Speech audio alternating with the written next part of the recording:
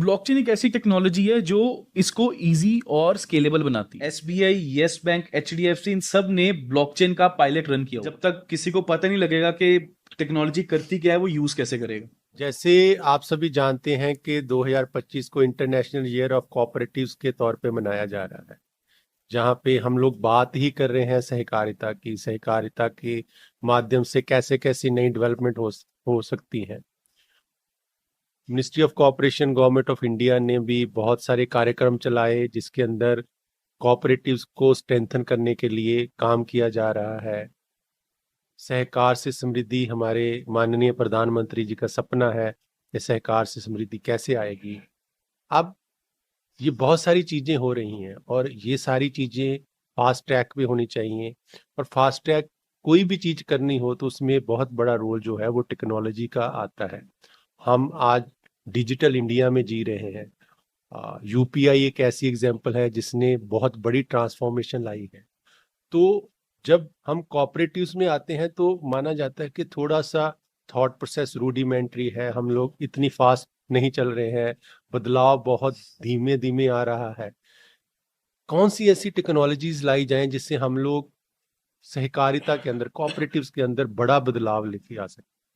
तो हम लोग Unnati agri allied and marketing multi state cooperative society के माध्यम से ये सहकार संवाद चला रहे हैं, जिसमें हम लोग बातें लेके आना चाहते हैं इनोवेशन की। कोऑपरेटिव के साथ इनोवेशन कैसे हो सकती है, बड़ी बड़ी इनोवेशन कैसे हो सकती है, कोऑपरेटिव्स में टेक्नोलॉजी बड़ा रोल कैसे प्ले कर सकती है। जैसे पूरी पैक्स का कंप्यूटराइजेशन मिनिस्ट्री कर रही है। अब कंप्यूटराइजेशन अब हो रहा है, लेकिन आने वाले समय में जो जनरेटिव एआई आ रही है, एआई बहुत बड़ा रोल प्ले करने वाली है। कॉपरेटिव्स उन चीज़ों के साथ कैसे जो है वो तालमेल करके आगे बढ़ सकते हैं। आज हमारा किसान जो कॉपरेटिव से जुड़ा हुआ है, आज हमारी वो बहनें जो कॉपरेटिव से जुड़ी हुई हैं, वो उनके दिमाग में ये सारे सवाल आएंगे आने वाले समय में, जब विश्व जो है वो बहुत तेजी से भाग रहा होगा और हम लोग विकसित भारत की ओर चल रहे होंगे, तो तब टेक्नोलॉजी और कॉपरेशन का इंटीग्रेशन बहुत जरूरी है। तो आज सहकार संवाद में हम यही मुद्दा लेकर आए हैं, और हमारे साथ एक बहुत अच्छे बड़े एक्सपर्ट हैं कॉप इसको एआई को लेके, जो हमारे श्री हरमन जी हैं, हरमन पुरी जी हैं। हरमन पुरी जी हमारे ब्लॉकचेन एक्सपर्ट हैं, इनका खुद का ब्लॉकचेन है। अपनी बहुत सारी इंट्रोडक्शन में हम लोग इन्हीं से पूछेंगे ये क्या क्या कर रहे हैं। ये आज हमें ब्लॉकचेन, एआई कोऑपरेटिव्स में कैसे रोल प्ले कर सकती है, ब्लॉकचेन से हम लोग बड़ा ट्रांसफॉर्मेशन कैसे लेके आ सकते हैं, छोटी छोटी चीजें, जो छोटी छोटी समस्याएं किसान की हैं, वो ब्लॉकचेन से भी कैसे सॉल्व हो सकती है। अभी तक हम ब्लॉकचेन को क्रिप्टो करेंसी के नाम से ही जानते हैं, जो शायद उसका सही यूज नहीं था। ब्लॉकचेन का सही यूज शायद मानवता की सेवा थी, लेकिन वो मानवता की सेवा के तौर पे ब्लॉकचेन कैसे यूज होगी, ये आज हमें पुरी साहब हरमन जी बताएंगे। और इन सभी चीजों को हमारे कॉपरेटिव्स में इंटीग्रेशन करने के लिए, एफपीओस के साथ इंटीग्रेशन करने के लिए हमारे साथ जो है हमारे उन्नति एग्री लाइड एंड मार्केटिंग के मल्टी स्टेट कोऑपरेटिव सोसाइटी के चेयरमैन श्री विक्रांत डोगरा जी हैं, जो हमें हमारी नॉलेज को फोर्टिफाई करेंगे कि कोऑपरेटिव्स एफपीओस में टेक्नोलॉजी का क्या रोल है, कैसे हम लोग ये ट्रांसफॉर्मेशन लेके आ सकते हैं। क्योंकि कोई भी चेंज और ट्रांसफॉर्मेशन लाने के लिए एक अच्छी लीडरशिप की जरूरत होती है, और विक्रांत डोगरा जी की तरफ से उन्नति को जो लीडरशिप मिल रही है उससे हम लोग बहुत तेजी से आगे बढ़ रहे हैं। और वो लीडरशिप की को कैसे ट्रांसफॉर्म किया जा सकता है, रेप्लिकेट किया जा सकता है और संस्थाओं के अंदर। तो मैं आपको बहुत बहुत स्वागत करता हूं। हरमन जी, आपका स्वागत है। विक्रांत सर, आपका भी बहुत बहुत स्वागत। हम आज बात करने जा रहे हैं, तो पहले मैं हरमन जी से जानना चाहूंगा। हरमन जी, ये ब्लॉकचेन क्या है? ये ब्लॉकचेन, हम लोग तो सिर्फ वो क्रिप्टो करेंसी में बिटकॉइन और उन्हीं चीजों से ब्लॉकचेन को जानते हैं, और जिसका वो गलत वजहों से बदनाम है। बट आप हमें थोड़ा सा बताइए कि ब्लॉकचेन क्या है और किसान की जिंदगी में ये कैसे बदलाव लेके आ सकते बिल्कुल।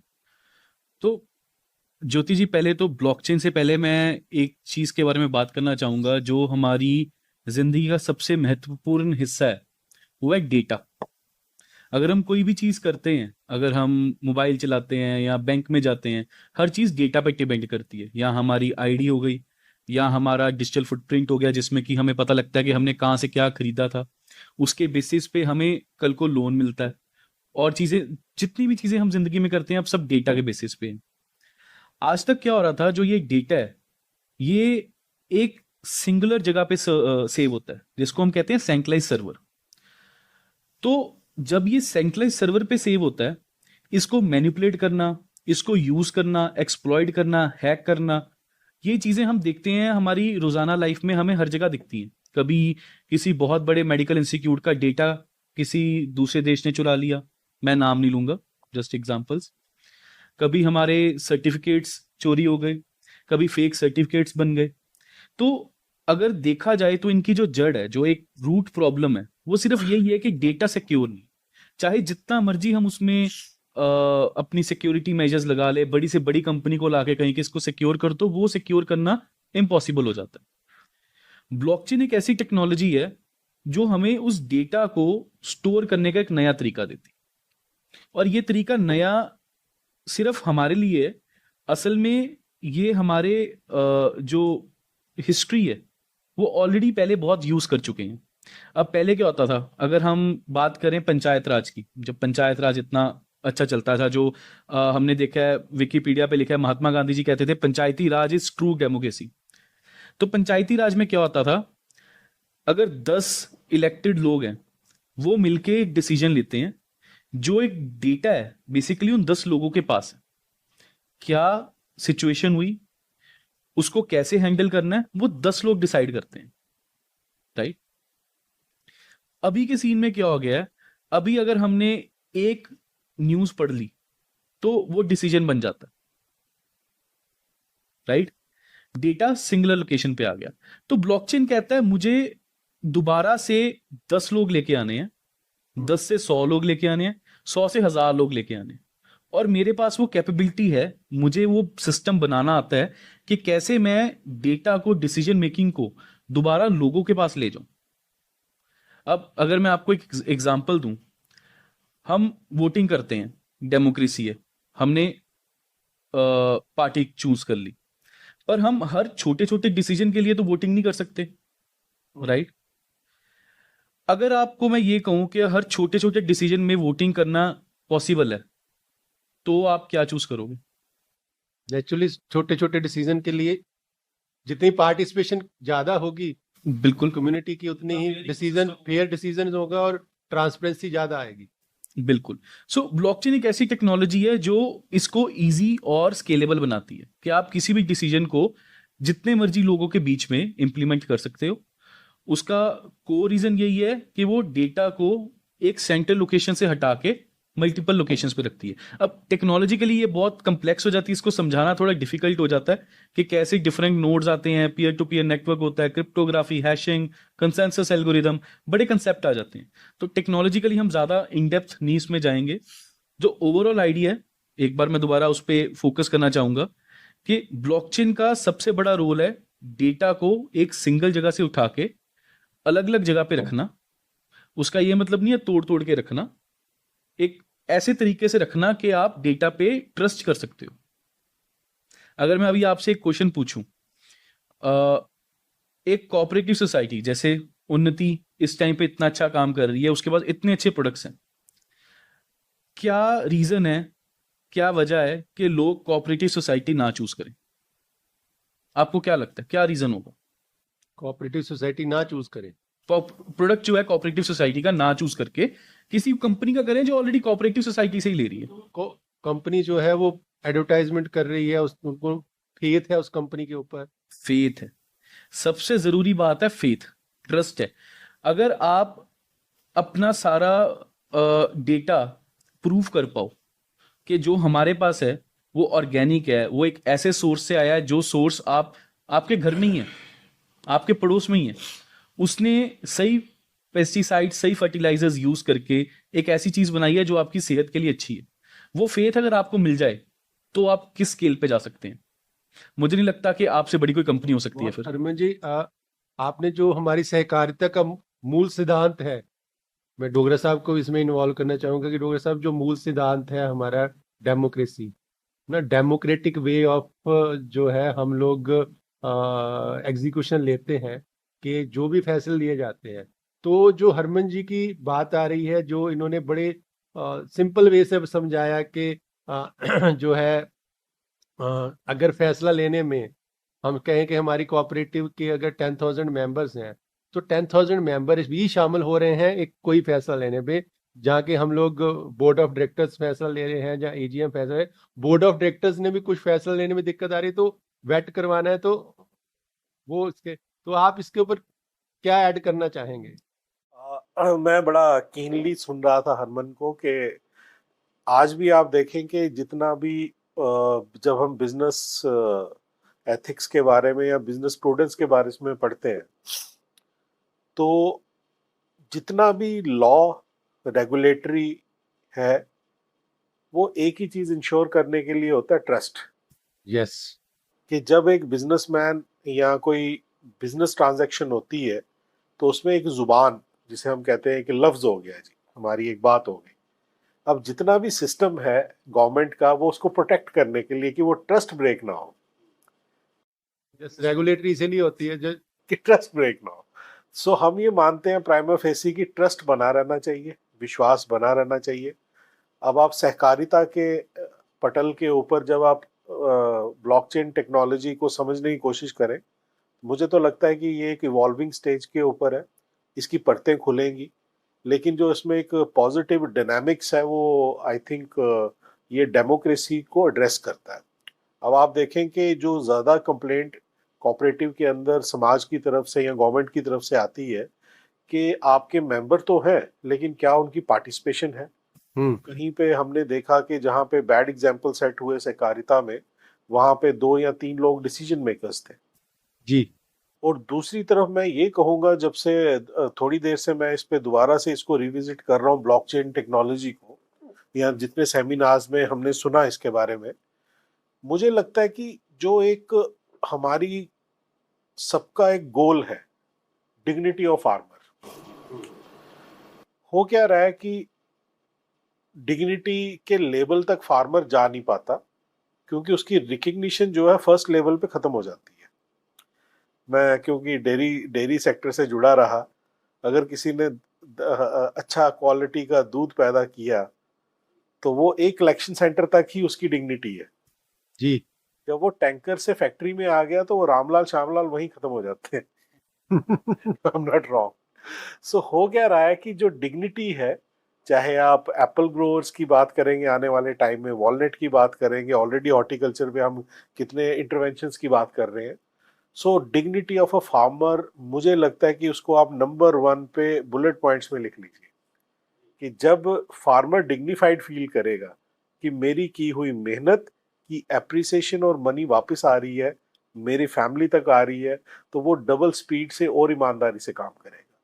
और जब वो फार्मर मल्टीप्लाई होगा, फार्मर ग्रुप में कन्वर्ट होगा, एफपीओज में कन्वर्ट होगा, तो वो डिग्निटी ऑफ कोऑपरेटिव सोसाइटी और डिग्निटी ऑफ एफपीओ को प्रमोट करेगा, जिसको अगर आप अदर टर्म्स में कहें कि क्रेडिबिलिटी फैक्टर आता है उसमें। तो विकसित भारत का ये का सही रूट जो है, कहीं ना कहीं से मतलब टेक्नोलॉजी से होके निकल रहा है, तो बहुत अच्छे ढंग से हम लोग चल रहे हैं। तो हरमन, हमें ये भी बताइए कि अगर मैं सिंपल किसान हूँ, कोऑपरेटिव का मेंबर हूँ, तो मुझे ये ब्लॉकचेन समझ नहीं आता ये क्या है। मुझे तो यही आता है कि मैं अपने बेटे को ये कहता हूँ कि यार इसमें चक्कर में मत फंसना, ये क्रिप्टो करेंसी है, ये डार्क वेब है, कहीं ऐसा ना हो कि तुम कहीं पैसे वैसे लूज कर जाओ, तेरे बैंक का खाता खाली ना हो जाए। Trust factor. तो ब्लॉकचेन, जैसे आप कह रहे हो, आप बिल्कुल उल्टे बोल रहे हो कि ट्रस्ट बिल्ड करेगा, पर अभी हमारा खुद का ही टेक्नोलॉजी के ऊपर ट्रस्ट नहीं है। भाई यार इसमें फंस गए तो कहीं क्रिप्टो करेंसी में कहीं हमारा डाटा हैक हो गया, तो वो कहेगा भाई हमें ये बिटकॉइंस दोगे तो हम तुम्हारा डाटा देंगे। तो एक तो इसके बारे में बताएं, फिर साथ में मुझे ये भी बताएं कि सिंपल किसान के नाते, एक सिंपल सिटीजन के नाते, जो कोऑपरेटिव का मेंबर है, वो किसी बैंकिंग कोऑपरेटिव का हो सकता है, डेयरी कोऑपरेटिव का हो सकता है, किसी ना किसी जो है ट्राइबल कोऑपरेटिव का हो सकता है। तो उसके लिए वो ब्लॉकचेन को कैसे समझे? बिल्कुल। तो पहले क्वेश्चन पे आता हूं मैं आपके। आपको पता है ब्लॉकचेन दुनिया में आया कब? 2008 में बताते हैं लोग कि 2008 में शुरू हुआ था। असल में ये 2008 से पहले भी कंसेप्ट बन चुका था। 1994 का ये कंसेप्ट है जो चल रहा है, राइट? उससे पहले भी कंसेप्ट था अच्छा। कि कैसे दो मशीन्स इंटरेक्ट करें हाँ। एक ट्रस्टलेस मैनर में, ताकि डेटा शेयर करें पर उनको एक दूसरे की आइडेंटिटी भी ना पता लगे और डेटा का भी मैनिपुलेट ना हो। ये कंसेप्ट बहुत देर से चल रहा था। ये आया कब? जब भरोसा टूटा, जब ट्रस्ट टूटा। 2008 में एक बैंक ने क्या किया, यूएस का बैंक था, सबको पता है इकोनॉमिक क्राइसिस जो आया, कि उसने लोन ज्यादा दे दिए, उसके पास पैसे कम थे। जब लोन डिफॉल्ट हुए, वो पैसे वापस नहीं कर पाया, लेंडर्स के, बोरोवर्स के, सबके पैसे वहीं फंस गए, बैंक बैंकरप्ट हो गया हम्म। और सारी इकोनॉमी गिर गई, जी जी जी जी। राइट? सब बहुत बड़ी केस स्टडी है, बहुत बड़ी पूरी केस स्टडी है। दुनिया जानती है पूरी। माना जाता है हमारी जनरेशन में सबसे बड़ी केस स्टडी यही है। उसी ने सारा हमारा एक ट्रैक चेंज किया, राइट? जब भरोसा उठा ना बैंकों से, फाइनेंशियल इंस्टीट्यूशन से जो इतने एस्टैब्लिश थे, बेसिकली ट्रस्ट टूट गया। अगर बंदा बैंक पे ही ट्रस्ट न कर पाया तो किस पे करे आजकल के जमाने में? तब किसी ने बिटकॉइन निकाला। उसका आज तक हम नाम नहीं जानते। सतोशी नाकामोटो के नाम से बताया जाता है, पर हमें नहीं पता कौन है कौन नहीं, कोई भी हो सकता है। तो उसने बिटकॉइन रिलीज किया कि अपना पैसा इसमें रखो, इससे ट्रांजैक्शन करो इंटरनेट पे सिर्फ। अब हुआ क्या, बनाया उसने इसके लिए था कि लोग बैंकों पे भरोसा अगर नहीं कर पा रहे तो वो बिटकॉइन यूज कर ले। उसका लूप होल जो हम कहते हैं, जुगाड़ जो बंदों ने बनाया लोगों ने, तो उस बिटकॉइन को यूज करना शुरू कर दिया ब्लैक मार्केट में। ओके। जिससे कि अर्ली स्टेज पे ही बिटकॉइन का हो गया नाम खराब। अभी इस टाइम पे अगर आप देखेंगे ना आज की सिचुएशन, सब बड़े banks, JP Morgan, even India में आप लगा लीजिए एसबीआई, यस बैंक, एचडीएफसी, इन सब ने ब्लॉकचेन का पायलट रन किया हुआ। अच्छा। जेपी मॉर्गन वर्ल्ड का one of the biggest banks है, उसने ओपन स्टेटमेंट दी है कि एक पर्टिकुलर क्रिप्टो करेंसी जो है अच्छी जा सकती है। स्विट्जरलैंड के मेन बैंक्स, सिंगापुर के main bank, six sigma exchange, इन सब ने आपस में क्रिप्टो करेंसी के ऊपर ट्रेड करके एक पीओसी रन किया हुआ है पहले, और बहुत साल पहले, आज नहीं। तो जैसे हर टेक्नोलॉजी, हर सेक्टर की बात होती है, उसके कुछ अच्छे पहलू होते हैं, कुछ बुरे। जैसे कोऑपरेटिव्स, जैसे इन्होंने एग्जांपल दी, कुछ डिसीजन मेकर्स अगर गलत थे तो गलत भी हो सकती हैं, कुछ अच्छे थे तो अच्छे भी हैं। सेम चीज है, बस इसमें एक बुरी बात क्या हो गई कि जो बिटकॉइन के गलत यूज थे या क्रिप्टो करेंसी के गलत यूज थे, वो इतने बड़े, इतने लुक्रेटिव थे कि वो ज्यादा पब्लिक हो गए, उनको पब्लिसिटी ज्यादा मिल गई। और अच्छे यूजेस को बहुत टाइम लग गया आगे आने को, जो अब आगे आ गए। तभी आप देख रहे हैं अमेरिका ने ओपनली अडॉप्ट कर लिया इसको। अब पता नहीं अच्छा है कि नहीं है, बट वी कैन नॉट जज दैट, बट कर लिया, राइट? और देशों में चल रहा है। पर क्रिप्टो करेंसी से अगर हट जाए, है ना, crypto currencies one of the applications. एक बड़ी मशहूर कहावत है, अगर आप ईमेल सेंड करते हैं, इंटरनेट सिर्फ ईमेल तो नहीं है, इंटरनेट पे आप और कितना कुछ करते हैं। बिल्कुल। ईमेल सिर्फ एक एप्लीकेशन है। उसी तरीके से बिटकॉइन सिर्फ एक एप्लीकेशन है ब्लॉकचेन की। आप ईमेल ना यूज करिए, इंटरनेट तो खराब नहीं है। कितने परसेंट मानो कि अगर ब्लॉकचेन को एक बहुत बड़ी जो है चीज मान लिया जाए इंटरनेट की तरह, बिल्कुल। तो क्रिप्टो करेंसी वाला जो एक कह सकते हो कि कुछ बदनाम हो चुका है, वो सेगमेंट कितने परसेंट हम माने, वो कितनी एप्लीकेशन कितने परसेंट है? जैसे मतलब इंटरनेट में ईमेल अगर 10% मतलब कंट्रीब्यूट करती, तो ये क्रिप्टो करेंसी वाला पार्ट कितना है? इसको हटा दिया जाए तो बाकी इसके कौन सा हिस्सा है जिसको हम लोग एक सोशियो इकोनॉमिक डेवलपमेंट और बहुत बड़ी बड़ी चीजों के अंदर यूज कर सकते हैं? बिल्कुल। सो क्रिप्टो करेंसी हम यूज करते हैं ट्रांजैक्शंस के लिए, बट असल में ब्लॉकचेन के लिए जो क्रिप्टो करेंसी का कंसेप्ट था वो था इंसेंटिवाइजेशन का। अगर हम किसी सेंट्रल अथॉरिटी को रिमूव करते हैं, जैसे अगर हम बैंक के थ्रू नहीं जा रहे, अभी देखा जाए तो बैंक का बहुत बड़ा एक काम है कि वो दो पार्टीज को मिलाता है और ट्रस्ट बना के रखता है दोनों में। अगर मैं ट्रांजैक्शन कर रहा हूं, मुझे कोई कॉन्फ्लिक्ट होता है, मैं बैंक के पास जाता हूं, ट्रांजैक्शन वापस आता है। ब्लॉकचेन कहता है मुझे बैंक को नहीं करना, मैं किसी तीसरे बंदे को कहूंगा तू इन दोनों के बीच में ट्रांजैक्शन मैनेज कर। तीसरा बंदा कौन है हमें नहीं पता, उसको ये नहीं पता हम कौन है, हमें आपस में नहीं पता हम कौन है। एक ऐसा सिस्टम है ब्लॉकचेन पे कि हम सब इंटरेक्ट कर रहे हैं, हमें ये पता है कि हम एक सही जेन्युइन लोग हैं, बट हमें आइडेंटिटी नहीं पता एक दूसरी। तो उस सिनेरियो में वो तीसरा बंदा स्पेशली इतना एफर्ट क्यों लगाएगा हमारी ट्रांजैक्शन करवाने में, उसके लिए उसको इंसेंटिव मिलेगी। जो ट्रांजैक्शन फी हम बैंक को देते हैं वो ट्रांजैक्शन फी हम उस बंदे को देंगे। उस इंसेंटिवाइजेशन को क्रिप्टो करेंसी था कहा गया था, टू एनेबल अ इकोसिस्टम। मतलब ट्रस्ट बनाने के लिए जो एफर्ट लग रहा है, जो बैंक चार्ज करते हैं, वो आप लोगों में बांट रहे हो, for the people by the people. मतलब मान लीजिए कि हमारी कोऑपरेटिव में होता है कि हमें डिविडेंड बांटना है। एग्जैक्टली। ठीक है, अब डिविडेंड बांटना है, किसको कितना डिविडेंड देना है। हम कहते हैं कि जितना जिसका शेयर कैपिटल है भाई, उसके 20% डिविडेंड मांगा तो शेयर कैपिटल का के हिसाब से उतना उसको डिविडेंड दे दीजिए, जो हमारे कोऑपरेटिव में चलता है। हमने कोऑपरेटिव में किसी से कुछ क्रॉप प्रोक्योर करी है, जो मेंबर ने हमें ज्यादा क्रॉप दी, हमें उसको इंसेंटिवाइज करना है। ठीक है, तो अभी उसके अंदर ट्रांसपेरेंसी में दिक्कतें आती हैं, कई बार बहुत सारी दिक्कतें आती हैं। तो आपको क्या लगता है कि कैसे आपके ब्लॉकचेन का एप्लीकेशन इसके अंदर हो सकता है? देखिए, जो ये आपने सिनेरियो समझाया, अगर मैं इसको ओवरऑल कहता हूं, ये सप्लाई चेन है जी। कहीं से सामान आ रहा है, कहीं पे जा रहा है, और ऐसे ही पैसा वहीं से वापस जा रहा है। अगर हम ट्रेडिशनल अगर देखें आज कैसे हो रहा है, तो सप्लाई चेन तो चल रही है पर एफिशिएंसी नहीं है। पैसा देरी से आता, सामान पहले जाता है, फिर उसके बीच में इश्यूज आते हैं, सामान ठीक था कि नहीं ठीक था, सामान 10 जानों के पास गया, एंड में पहुंचता पहुंचता खराब गया, पर उन 10 में से किसने खराब किया किसी को नहीं पता। यस, ट्रेसेबिलिटी नहीं। अब कई बार मुझे एक क्वेश्चन पूछा जाता है कि हमारे पास वैसे भी बहुत टेक्नोलॉजीज हैं जो बिना ब्लॉकचेन के भी कर देंगी, फिर ब्लॉकचेन क्यों? बात यह है कि कोई भी टेक्नोलॉजी जो है वो डेटा सेंट्रल लोकेशन पे रखती है। अगर उन 10 जो बीच में से जिनके पास प्रोड्यूस जा रहा है, उन 10 में से कोई इतना पावरफुल है जो डेटा डायरेक्टली चेंज करवा सकता है, जिसकी जान पहचान है, जिसका खुद का डेटा सेंटर है, या जिसको आता है करना, वो डेटा चेंज कर देगा, उसको फर्क नहीं पड़ सकता। तो ढूंढना कि कहां से डेटा चेंज हुआ, किसने किया, ये तो इम्पॉसिबल हो जाता है। बट पॉसिबिलिटी जो डेटा चेंज हो रही है वही बहुत बड़ी एक प्रॉब्लम है। तो ट्रेडिशनल टेक्नोलॉजीज जितनी मर्जी अच्छी हो, जब तक बैकएंड पे पीछे ब्लॉकचेन फाउंडेशन नहीं है, तब तक वो ट्रस्टवर्दी एनवायरनमेंट क्रिएट कर ही नहीं सकती। ज्योति जी, मैं इसमें ऐड करूंगा कि आई डोंट नो अभी कितनी इंटरवेंशंस आप देखें कि सबसे बड़ा दुग्ध डेयरी सेक्टर में कोऑपरेटिव सेक्टर है।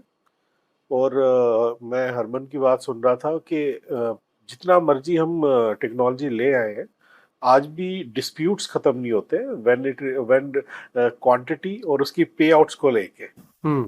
आप देखेंगे कोई भी, जब मैं कोई डेयरी के रिलेटेड कोई कॉन्फ्रेंस में जाते हैं या मीटिंग्स में जाते हैं, तो फार्मर सेटिस्फाइड फील नहीं करता। और आज भी हम उस लेवल का ट्रस्टवर्दी सिस्टम फार्मर को नहीं दे पाए। और जो मैनिपुलेशन है उसका बड़ा स्कोप है बीच में। आप समझ रहे बात को? जैसे जहाँ पे पेमेंट आनी है हफ्ते बाद, 10 दिन बाद, फिर उसका एक प्रॉपर ऑडिट होना है। डिविडेंड तो साल के बाद की बात है, लेकिन जहाँ पे बल्क लेवल के ऊपर प्रोडक्शन पर डे हो रही है और उसकी प्रोक्योरमेंट, आप देखें आने वाले टाइम में प्रोक्योरमेंट एक बहुत बड़ा इशू होने वाला है। और इसके लिए भी अभी तक हमारे पास कोई एक फुल प्रूफ मैकेनिज्म नहीं आया। सो अगर आप समझें कि फार्मर का ट्रस्ट बिल्ड किया जा सकता है, उनकी आप समझें कि मैं तो ये मानता हूं कि कोई भी फार्मर प्रोड्यूस है, मेरा ये मानना है कि उस पे प्रॉफिट का पहला हक फार्मर का है। लेकिन ट्रेजेडी ये है कि अभी तक हम वो इंसाफ नहीं कर पाए जी। ज़्यादातर ट्रेडर्स बीच में या जो उसको कन्वर्स कर रहे हैं, वो मैक्सिमम, अब चावल उगाने वाले को पर केजी कुछ भी नहीं मिलता, लेकिन जो उसका पैकर है या मार्केटर है वो ज़्यादा कमा जाता है। तो आप ये देखें कि वो फार्मर अभी भी उस लेवल को, उस बैरियर को नहीं तोड़ पाया। और उसमें सबसे बड़ा आप देखेंगे, मैं शायद तो बिल्कुल गलत दिशा में भी बात कर रहा हूँ कि आज तक हमें मंडियों का जो ऑक्शन सिस्टम है हम उसी को ही नहीं समझ पाए। शायद वो अपनी कोई कैलकुलेशंस यूज करते हैं ये। तो ये अगर आप समझें कि इन सारे डॉट्स को अगर इकट्ठा किया जाता है तो ये ट्रांसपेरेंसी की तरफ एक सॉलिड स्टेप हो सकता है। बट अगेन कॉशंस जहाँ पे लेने हैं, इसको जब भी कोई चेंज को आपने रोल आउट करना है तो वहाँ पे एक general ground level grass root level consensus बड़ा इंपॉर्टेंट होता है।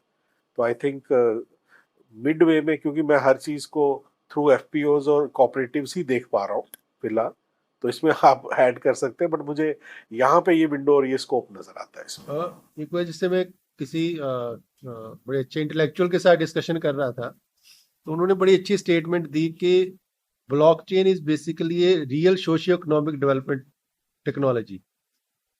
अब इसको मुझे कॉमन मैन को कैसे समझाऊं मैं? पर हरमन ये मुझे बताइए कि मैं कॉमन मैन हूं और इस स्टेटमेंट को एक टेक्नोलॉजी वाला कैसे समझाए कि इससे सोशियो इकोनॉमिक डेवलपमेंट टेक्नोलॉजी। इसमें मैं भी ऐड करूंगा, क्योंकि आप जॉइंटली हम दोनों का आंसर कर सकते हैं कि अल्टीमेटली जितनी भी अच्छी टेक्नोलॉजी होगी, आप ये देखें कि कोई पॉलिसी, कोई साइंटिफिक इनोवेशन या टेक्नोलॉजी आप रिसिपिएंट के एंगल से समझाइए।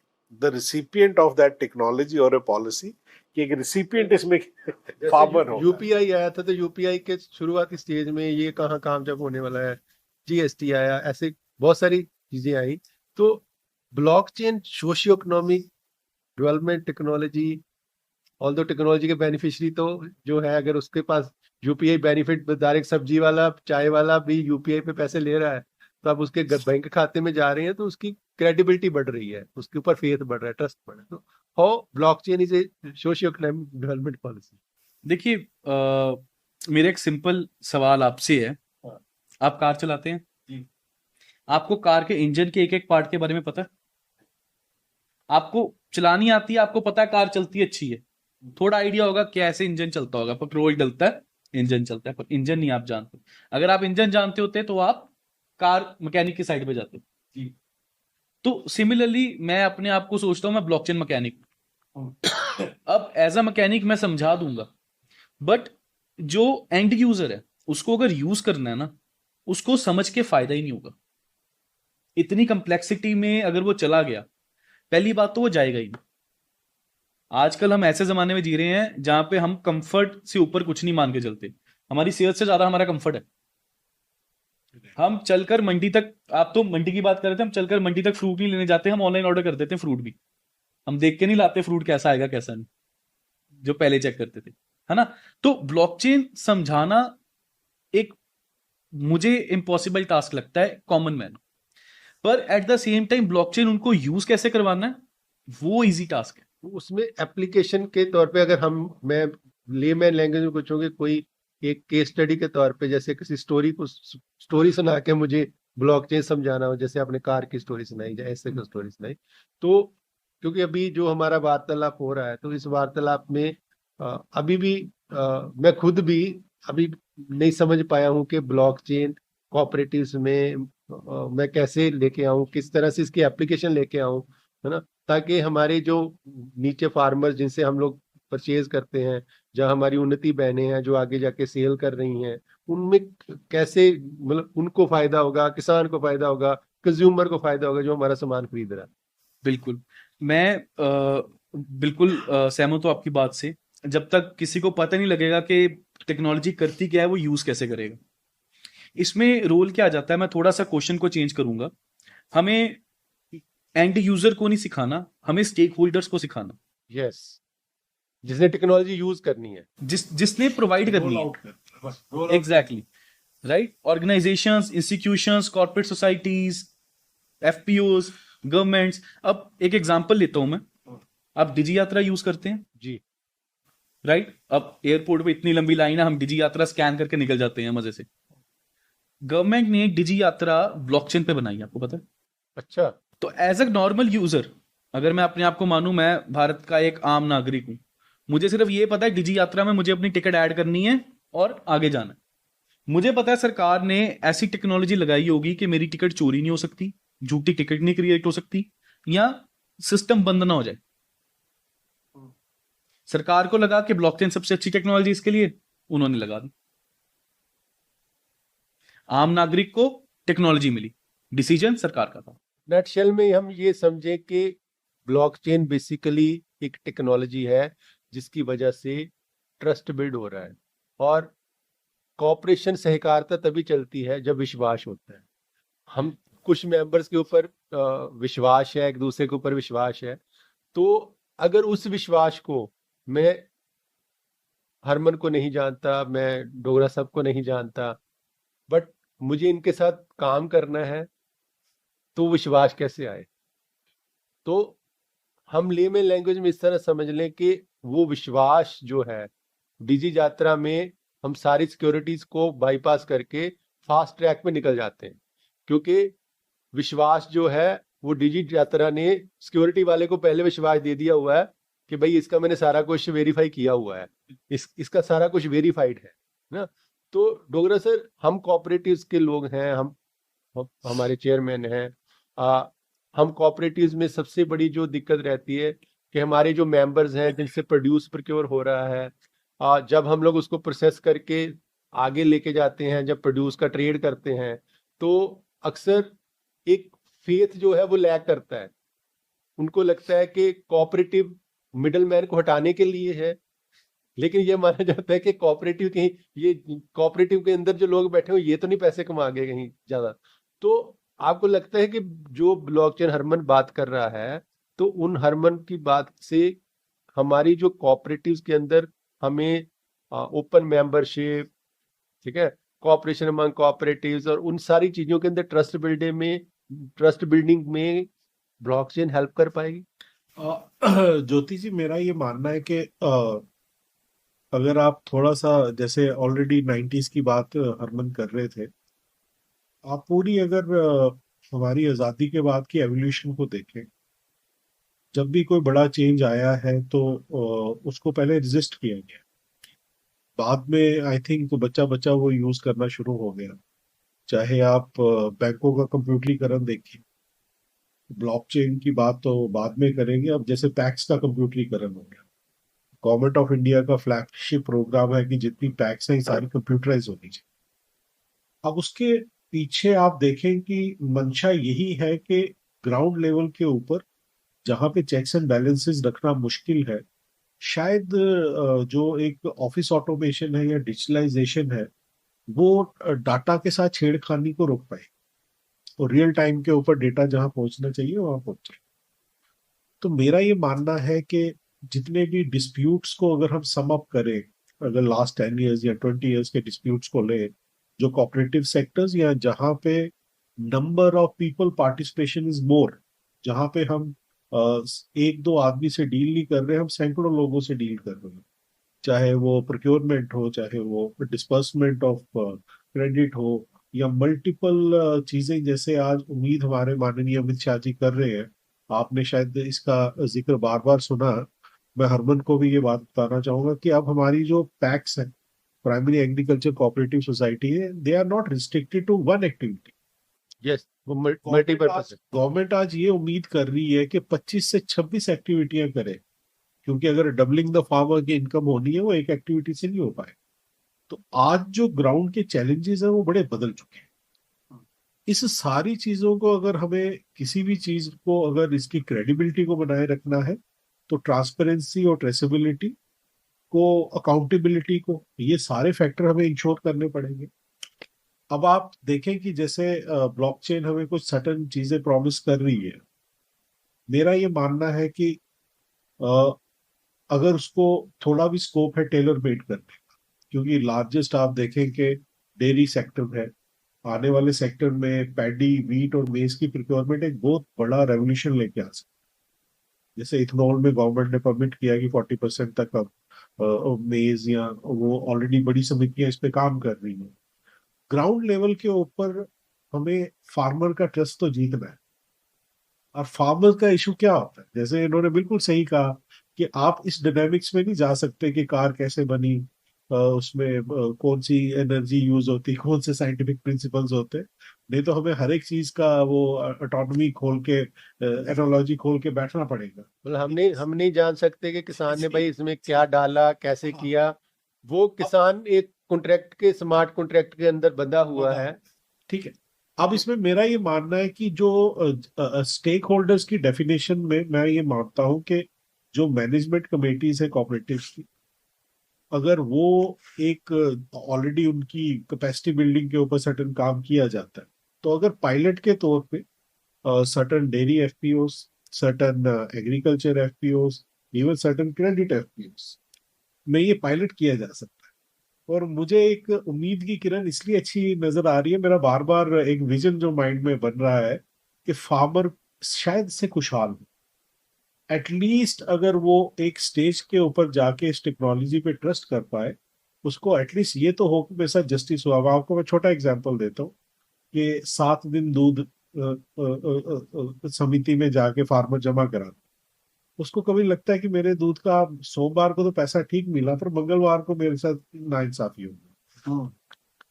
वो इतना कॉमन प्रॉब्लम है कि बड़ी से बड़ी ऑर्गेनाइजेशन, चाहे अमूल, मदर डेयरी तक भी ग्रीवियंसेस को सॉल्व नहीं कर पाया, क्योंकि 365 डेज और जिस लेवल का वॉल्यूम है आप तो ज्यादा जानते हैं, पर डे होने वाली चीज है। तो वो जो डिस्प्यूट रेजोल्यूशन में अगर कोई ऐसा रामबाण बीच में आ जाए, तो मेरे ख्याल से it will be a great service to cooperatives, और ये एक गेम चेंजर भी साबित हो सकता है। उसका रीजन ये है कि आने वाले टाइम में कितनी ज्यादा टेक्नोलॉजिकल इंटरवेंशंस होनी है, और जो किए बिना हम इंटरनेशनल लेवल पे या नेशनल लेवल पे जो पीछे रहे किसान हैं या उनके प्रोड्यूस को नहीं ला सकते। तो आई थिंक देर सवेर हमें इस इंटरवेंशन के साथ रूबरू होना ही पड़ेगा। तो हरमन में एक अभी एक नया हमारा रिसेंट हमारे सहकारिता मंत्री जी ने संसद में डिक्लेयर किया है कि अभी ओला उबर जैसी सहकार टैक्सी आएगी। ठीक है, तो वो बड़ा एक मिनिस्ट्री ऑफ कॉर्पोरेशन का फ्लैगशिप प्रोग्राम निकल के आ रहा है, क्योंकि इससे हम लोग मास लाइवलीहुड जनरेशन कर सकते हैं। लगभग 50 लाख ड्राइवर जो हैं वो यहाँ पे हैं।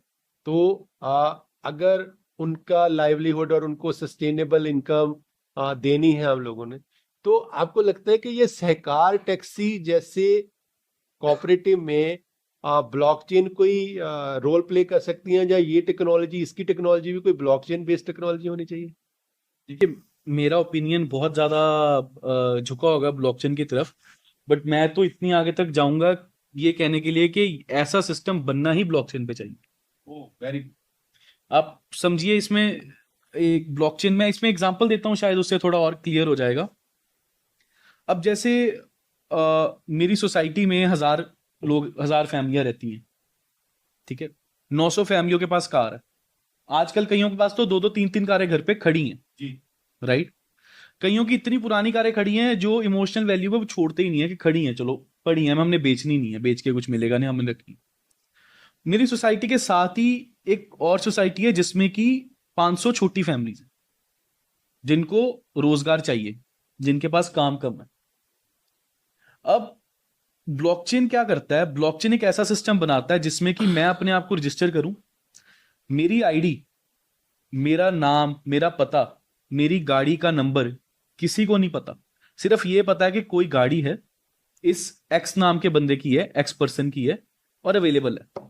मैं कहता हूं मेरी एक गाड़ी खड़ी है, इन 500 में से कोई भी एक ऑथेंटिक बंदा मेरी गाड़ी लेके जा सकता है। उबर ओला जैसे वो लोगों को छोड़ सकता है। अगर वो दिन का 2000 कमाता है, 500 मुझे दे, 1500 आप रखे। पर अब इसमें इशू क्या आता है? अभी इसमें इशू क्या आता है? मैं उस बंदे पे भरोसा नहीं कर सकता।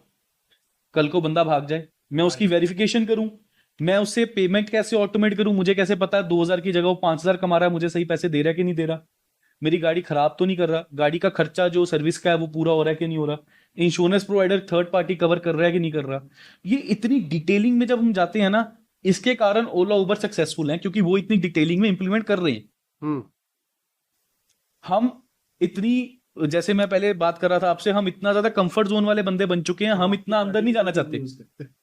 है ना। हम नहीं, हम कचहरी, आपको कितना टाइम होगा कचहरी का ये कोई नौकरी बनवाए नौकरी से कोई एग्रीमेंट बनवाए, आजकल तो ऐसे ही हम चला देते हैं, ईमेल कर देते हैं। तो ये जो सिस्टम है ना, ये ब्लॉकचेन पे वन क्लिक सिस्टम है। पहले बनाना मुश्किल है थोड़ा ब्लॉकचेन पे, एक बार बन जाए ना तो आपको सिर्फ अपनी गाड़ी का मेक मॉडल डालना है, किस कैटेगरी में आएगी, small, mini, large, SUV, premium, जिस कैटेगरी में जितना उसका किलोमीटर का चार्ज होना चाहिए, कितना मुझे उसका सर्विस कॉस्ट मिलना चाहिए हर महीने, कितना उस बंदे को पर रेट मिलना चाहिए। और फिर अगर आप इस मॉडल को देखेंगे ना, जो उबर टैक्सी आप करवाते हैं आपको 700 रुपए की पड़ती है एक जगह से दूसरी जगह की, वो आपको 400 की पड़ेगी। फिर भी वो बंदा ज्यादा कमा के जाएगा और मैं ज्यादा कमा के जाऊंगा अपनी टैक्सी से। ग्रेट। तो आपको लगता है कि सहकार टैक्सी जो बननी चाहिए वो टेक्नोलॉजी सारी की सारी ब्लॉकचेन पे बननी चाहिए, और जो उससे ड्राइवर है वो ज्यादा बड़े बेनिफिशियरी होंगे, क्योंकि इतने बड़े मास पे मेंबरशिप्स को मैनेज करना, आ, मैं उन्नति के बारे में बताना चाहूंगा कि हमारी उन्नति में विजन है कि हम लोग जो हमारे प्रधानमंत्री जी का भी सपना है कि जो नेशनल रूरल लाइवलीहुड मिशन में 9 करोड़ औरतें जुड़ी हुई हैं उनको रोजगार देना है। तो हम लोगों के पास 8.5 लाख पैक्स हैं देश के अंदर, अभी 8.5 लाख पैक्स हैं, लगभग 30 करोड़ लोग सहकारिता से जुड़े हुए हैं। तो हमारा एक सिंपल सा फार्मूला है कि अगर 8.5 लाख पैक्स में हर एक पैक 100 औरतों का रोजगार सपोर्ट करती है तो हम पहुंच गए 9 करोड़ पे ठीक है। तो और ये करना आसान है अगर हम लोग, हमारा एक फ्लैगशिप प्रोग्राम है उन्नति बहन। तो उन्नति बहन में हम लोग हर औरत के घर को माइक्रो फैक्ट्री में कन्वर्ट करना चाहते हैं। कोई घर में आगे बहुत सारी ऐसी जनरेशन आ रही है फीमेल्स में जिनको कुकिंग नहीं आती। अब किसान की इनकम डबल करनी है, डबल तभी होगी जब आप किचन में किसान की प्रोड्यूस खाओगे। अब अगर हमारी किचन में किसान की प्रोड्यूस ही नहीं आ रही है ना, प्रोड्यूस जो है वो किसी मल्टीनेशनल से प्रोसेस होकर हमारे घर पे आ रही है, मेरे किचन का बजट का बहुत बड़ा हिस्सा जो है कोई मल्टीनेशनल कंपनी ले गई है, तो किसान की इनकम डबल कैसे होगी। तो उन्नति ये विजुलाइज कर रही है कि हमारा फार्म टू फैक्ट्री उन्नति बहन मॉडल, पोषण हब्स हम लोग बनाना चाहते हैं। हर ब्लॉक लेवल पे माल न्यूट्रिशन को एड्रेस करने के लिए हम पोषण हब्स बनाना चाह रहे हैं। तो ये सारी चीजों को मुझे मेरा जो आपसे मतलब सवाल नहीं है, अब सपोर्ट की बात है कि ये सारा विजन हम करना चाहते हैं। जैसे सहकार टैक्सी को आपने बहुत बढ़िया ढंग से समझाया कि ब्लॉकचेन सहकार टैक्सी जैसे कल को हम सहकारिता में क्विक कॉमर्स भी लेके आ सकते हैं। जो हमारा सपना है कि हमारी पैक्स जो है वो डार्क स्टोर का काम करें, ठीक है। हम उन्नति में इस चीज के हमने पायलट भी करे हैं। हमने अपने सराउंडिंग में कुछ पैक्स को भारत सरकार का जो भारत ब्रांड है, तो भारत ब्रांड हमने पैक्स को दिया, पैक्स से हम लोगों ने उस एरिया के लोगों को डिलीवर करवाया।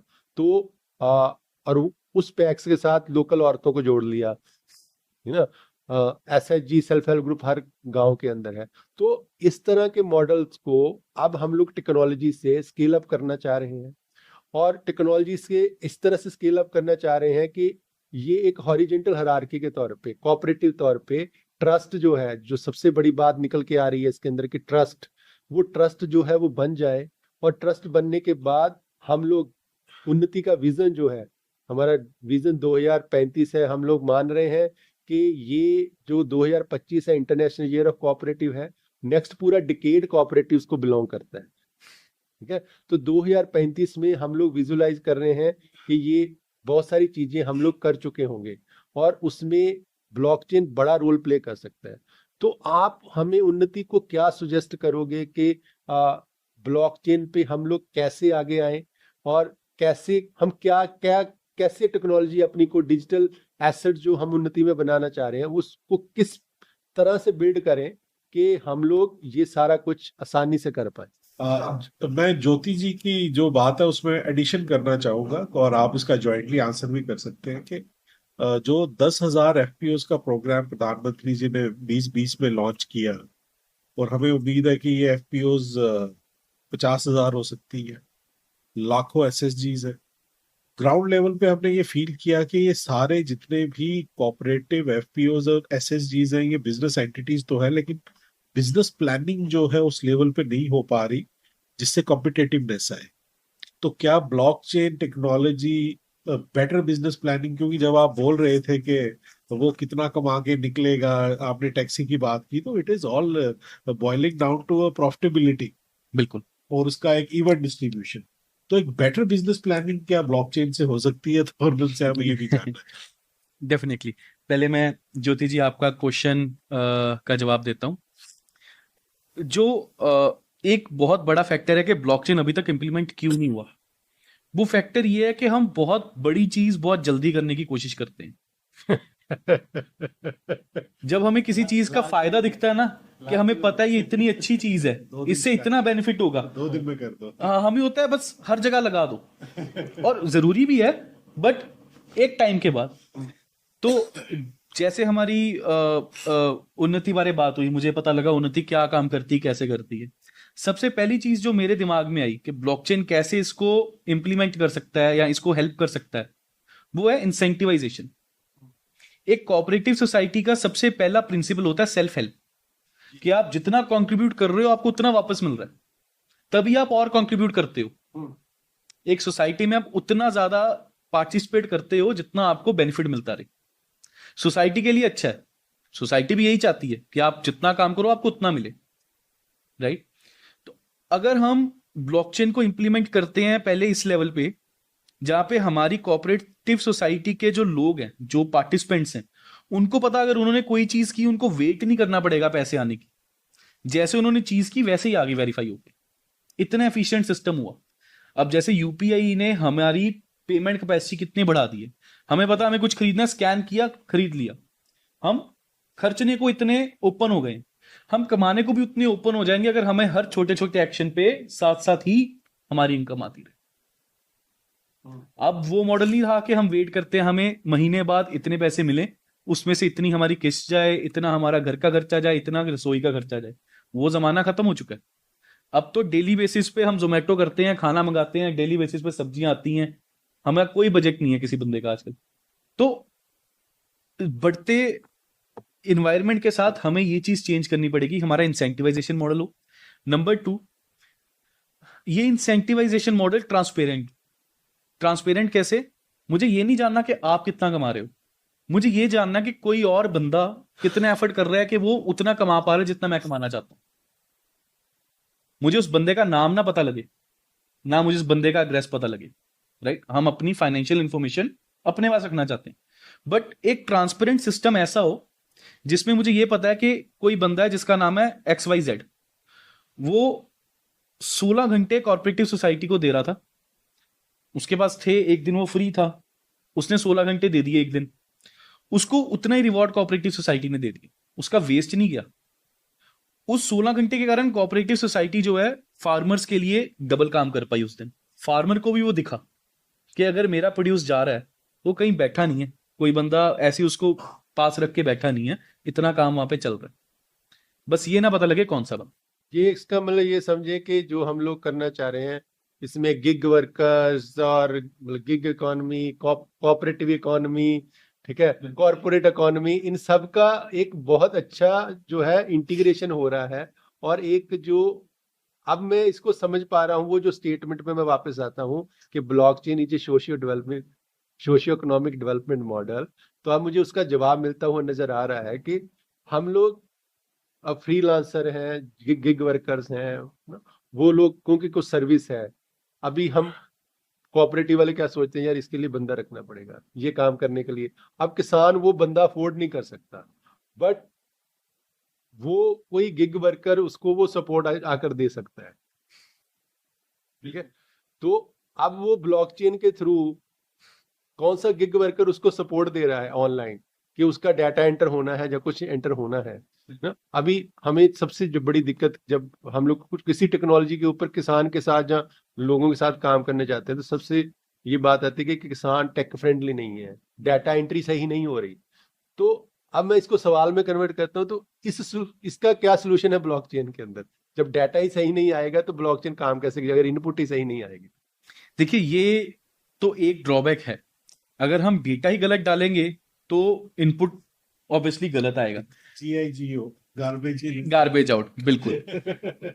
इसको भी रोकने का एक तरीका होता है, उसमें होता है कि ब्लॉकचेन में हायरार्की लेवल होता है, जिस लेवल पे हमें पता है कि डेटा गलत आ सकता है, उस लेवल का एनालिसिस करने के लिए एक लेवल उसके ऊपर बैठ जाता है, और वो कोई आदमी या कोई बंदा नहीं है कि जिसका कॉस्ट एक्स्ट्रा पड़ जाए, वो स्मार्ट कॉन्ट्रैक्ट है, ओके। वो कंडीशंस है। फॉर एग्जाम्पल, अगर मेरा एक फार्मर है जो पिछले 5 साल से हर महीने 100 किलो आलू दे रहा है मुझे, जस्ट टेकिंग रैंडम एग्जाम्पल, एक महीने एकदम से ऐसा हुआ उसके 1000 किलो आ गए, मेरा स्मार्ट कॉन्ट्रैक्ट इतना स्मार्ट है कि वो फ्लैग करेगा, वो कहेगा एक बार चेक कर लो ये सही भी है कि नहीं, पैटर्न के अकॉर्डिंग ये फिट नहीं बैठ, अगर तो चलो उसने 1000 किलो भी दिए जेन्युइन है, बट एक बार कंफर्म कर लो, उसने दिए या ऐसे एंट्री तो नहीं? गलती एंट्री हो गई, राइट। तो ऐसे और दूसरी बात यह है कि टेक्नोलॉजी जैसे जैसे हम इंप्लीमेंट करते हैं वैसे वैसे टेक्नोलॉजी भी इवॉल्व होती है, हम इवॉल्व हो रहे हैं, टेक्नोलॉजी भी हो रही हमारे है, फीडबैक के ऊपर बैठ बिल्कुल। एआई मॉडल्स यही हैं आजकल, जितना हम उनको सिखाएंगे उतना वो और सीखेंगे, उतना वो एफिशिएंट होंगे, उतना हमें आसान होगा। तो अब ब्लॉकचेन और एआई में कुछ डिफरेंस है या इट्स द सेम थिंग? नहीं नहीं, बहुत बड़ा डिफरेंस है, बहुत बड़ा डिफरेंस है। ब्लॉकचेन आपको डेटा स्टोर करके देता है और रिट्रीव करके देता है, मतलब ब्लॉकचेन में आप अपना नाम डाल सकते हो, नाम निकाल सकते हो, एआई आपका नाम यूज करता है, एआई डेटा यूज करता है, उसके बेसिस पे आपको सजेशन देता है, डेटा यूज करता है, इंटरप्रेट करता है, प्रोसेस करता है और आउटपुट देता है। और आउटपुट देता है। ब्लॉकचेन और एआई और ब्लॉकचेन के बीच में बहुत बड़ा कोरिलेशन। अब जैसे एक एग्जांपल मैं थोड़े दिन पहले किसी को दे रहा था, आप चैट जीपीटी यूज करते हैं, अगर आपने चैट जीपीटी से पूछा कि आज बारिश पड़ेगी और चैट जीपीटी ने कह दिया हाँ, आप छतरी लेके जाएंगे घर से? आप किसी और को या किसी और वेबसाइट पे जाके कंफर्म करेंगे ये बात सच है कि नहीं? हम चैट जीपीटी पे इतना भरोसा करते हैं इस टाइम पे, आप ये मान के चलिए अगर यूनिवर्सिटी का स्टूडेंट ये पूछेगा ना आज मेरे देश का प्रधानमंत्री कौन है, और चैट जीपीटी कहते मनमोहन सिंह, तो वो मानेंगे, वो अपडेटेड नहीं है, वो चेक नहीं करेंगे कहीं से। तो एआई की यूजेज इतनी बढ़ चुकी है कि उससे मैनिपुलेट करना और इजी है, और एआई है तो सेंट्रल डेटाबेस किसी के पास मॉडल, अगर वो वहां से इनपुट चेंज कर दे और एक पर्टिकुलर एरिया में कोई रॉन्ग पॉलिटिकल मैसेज दे दे, वहां पे लड़ाई करवाना कितना आसान है। जैसे विकिपीडिया पे हुआ ही था। बिल्कुल, फेक न्यूज तभी कहते हैं इतनी बनती है, राइट। तो अगर तो वो सारा डेटा ब्लॉकचेन से उठा रहा है ना एआई, तो हमें ये तो पता लग जाएगा अगर किसी ने गलत डेटा दिया तो किसने दिया, अब वही पता करना बहुत मुश्किल है। और एक चीज मैं मिस कर गया, आपका क्वेश्चन था जो बिजनेस साइड का, बिजनेस प्लानिंग का। अब जो एक था आपने कहा कि 10,000 एफपीओज हैं, 50 हो सकते हैं, 1 लाख हो सकते हैं, राइट। लोग क्यों नहीं एफपीओ क्रिएट करते? लोगों का एक रिस्ट्रिक्शन क्या है, एक मतलब क्या चैलेंज है कि अगर मेरे जैसा बंदा मैं कहूं कि मुझे पता है मैं एफपीओ चला सकता हूं, मैं क्यों ना बनाऊं? क्योंकि मेरे माइंड में सबसे पहला क्वेश्चन आएगा, फंड्स आएंगे, डिसबर्समेंट फास्ट होगी, कल को अगर मैंने चीज बेच भी दी तो कब तक आएगी? ब्लॉकचेन के स्मार्ट कॉन्ट्रैक्ट्स और क्रिप्टोकरेंसी एस्पेक्ट इसमें काम आते हैं कि वो उसको ऑटोमेट करो, मेरा उसमें कोई डर नहीं रह जाता, बिजनेस एस्पेक्ट से नंबर 1 ये हो जाता। तो हम लोग कह सकते हैं कि जो ब्लॉकचेन है वो कोऑपरेटिव में, बैंकिंग में भी आ सकता है। जैसे कोऑपरेटिव बैंक के ऊपर पीछे से कुछ ऐसे ऐसे स्कैम्स हुए जिसकी वजह से काफी सारा फेथ जो था वो कम हुआ, और अरोड होने की वजह से लोग कोऑपरेटिव बैंक में पैसा रखने से डरते हैं। अगर ब्लॉकचेन का इंटीग्रेशन अगर सही ढंग से किया जाए तो मल्टीपल डाटा स्टोरेज, कोई हमारे सिस्टम्स को क्रैश नहीं कर पाएगा। ओएनडीसी जैसे सरकार ने बहुत बड़े बड़े प्लेटफॉर्म बना दिए हैं हमारी एफपीओज का, हमारी कोऑपरेटिव्स का सामान बेचने के लिए, माइक्रो एंटरप्राइज का सामान बेचने के लिए। अब ये latest technology AI, blockchain in cooperatives in banking, cooperatives in procurement, cooperatives in selling, in retailing, ठीक है, हर जगह पे ब्लॉकचेन जैसी टेक्नोलॉजीज का इंटीग्रेशन होना चाहिए, ठीक है। और इस इंटीग्रेशन से ही हम लोग सहकार से समृद्धि लेके आ सकते हैं। तो चेयरमैन सर आप मैं तो इसमें अभी आई थिंक थोड़ी देर पहले ही मैं ये बात करके हटा हूं कि जैसे अगर कहीं पे पिछले 2 दशक या 3 दशक में इतनी एडवांसमेंट्स नहीं हुई है, हम बार बार कंपैरिजन करते हैं अमूल या बड़ी ऑर्गेनाइजेशन जो प्री इंडिपेंडेंस में बनी और कुछ आज 2025 में बनी, तो जो 2025 की एस्पिरेशंस होगी वो 2025 की ही टेक्नोलॉजी और आज के पैरामीटर्स के ऊपर होगा। मेरा ये मानना है कि उनको दोबारा 50 साल पीछे जाके दोबारा स्टार्ट नहीं करना। उन्होंने current market scenario, current aspiration of youth, women, farmers और समृद्धि at real time, prosperity at real time, उसको हम दोबारा से कोई 5 वर्षीय 10 वर्षीय योजना नहीं बना सकते कि 20 साल बाद ये चीज होगी। और I think use of AI, blockchain technology, digitalization, ये इन चीजों को आप समझे फोर्स मल्टीप्लायर्स। तो जितनी जल्दी हम इस चीज को लाएंगे, और मोर ओवर इसमें की पॉइंट है कि हम यूथ की पार्टिसिपेशन को अट्रैक्ट कर सकते। जो आज का मेजर चैलेंज है कि यूथ कोऑपरेटिव्स में नहीं आ रहा। बिल्कुल, ठीक है, तो अगर ये टेक्नोलॉजीज आएंगी, एआई, ये सारा कुछ आएगा, तो यूथ भी अभी हमारी ये जो है श्री त्रिभुवन पटेल यूनिवर्सिटी बनी है, जिसके अंदर मतलब कोऑपरेटिव्स को एजुकेशन सिस्टम जो अरीमा था उसको यूनिवर्सिटी में कन्वर्ट कर दिया गया है। तो अब यूथ, ये सारा कुछ यूथ को अट्रैक्ट करने के लिए कह रहा है कि अगली जनरेशन जो है वो कोऑपरेटिव्स में आए। मिशन युवा स्टार्ट हो चुका है। हाँ, मिशन युवा सहकार की बात हो रही है, युवा सहकार एनसीडीसी की स्कीम है। तो मुझे लगता है कि हमारी ये डिस्कशन काफी प्रोडक्टिव है कि टेक्नोलॉजी चाहिए, but choice of the technology and जो हमारा कोऑपरेटिव के कोर प्रिंसिपल्स हैं, है ना, कि वो कोर प्रिंसिपल्स का ध्यान रखते हुए ये टेक्नोलॉजी बहुत अच्छा रोल प्ले कर सकती है। वो सबसे जो मूल सिद्धांत है, ट्रस्ट अमंग द मेंबर्स, ठीक है, ओपन मेंबरशिप्स, जो हमारे प्रिंसिपल्स हैं, कोऑपरेशन अमंग कोऑपरेटिव्स, तो सारे प्रिंसिपल्स जो हैं वो उसके अंदर ट्रस्ट बिल्ड करने के लिए ये टेक्नोलॉजी बहुत अच्छा है। और सबसे अच्छा मुझे लगा जो आपने, हम लोगों के इस पैनल ने बड़ी अच्छी सी डिस्कशन में कहा कि सहकार टैक्सी में भी ब्लॉकचेन आ जाए, जैसे डिजी यात्रा में सरकार लेके आई है, तो उसके अंदर जो है, जो पार्टिसिपेंट मेंबर्स हैं, ड्राइवर्स रहेंगे, है ना, तो उनको बहुत फायदा हो सकता है। तो आप सबका बहुत बहुत धन्यवाद, आप लोग आए। हरमन को हमने स्पेशल बुलाया था, तो ये इंटरनेशनल ईयर ऑफ कोऑपरेटिव्स में ये सहकार संवाद का हमारा जो एपिसोड है, ये टेक्नोलॉजी को डेडिकेटेड था, ताकि ये चीजें जो हमारे पास, उन्नति के पास मिली, तो ये हमारे पास ही ना रहे, ये इस जो डिस्कशन संवाद के थ्रू जन जन तक जाएं। जितने हमारे सहकारिता से जुड़े हुए लोग हैं वो इन सारी चीजों को सुने, वो भी टेक्नोलॉजी का यूटिलाइजेशन लेके आए अपनी सहकारी सभाओं में। कम से कम बात करना तो शुरू करें। बिल्कुल जरूरी, बात करना ही शुरू करेंगे तो एक ना एक दिन वो टेक्नोलॉजी आ भी जाएगी, ट्रस्ट आ जाएगा, वो ट्रस्ट आ जाएगा। तो कोऑपरेटिव का मेन जो आत्मा है वो डिस्कशन और रेजोल्यूशन। हाँ, और ब्लॉकचेन को मैं तो ये टैगलाइन देना चाहूंगा, टेक्नोलॉजी ऑफ ट्रस्ट। टेक्नोलॉजी। तो चलिए जी, बहुत बहुत धन्यवाद आपका। तो thank you very much, thank you.